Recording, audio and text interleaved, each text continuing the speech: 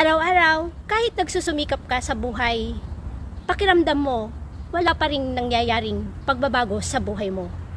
Araw-araw, lagi ka na lang pagod at stress. Tapos, wala ka namang naiipon.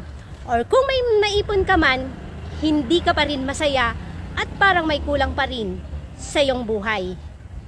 Ganyan ang buhay ko dati. Sa halos 18 years ko na dito sa Japan, wala pa rin akong naipupundar, or kung may naipundar man, napunta rin sa wala.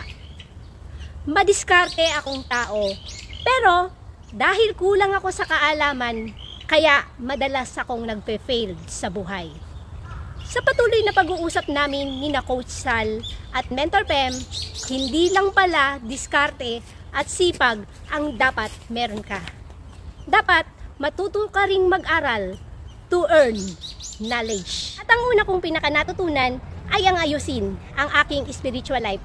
Dahil kapag naka-align ang ating buhay sa ating Divine Creator, si God mismo ang magpo-provide ng lahat ng mga pangangailangan mo.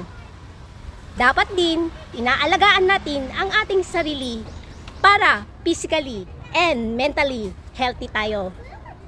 Kung gusto mong umasenso sa buhay, dumikit ka sa mga taong successful at may positive mindset upang mahila ka pataas.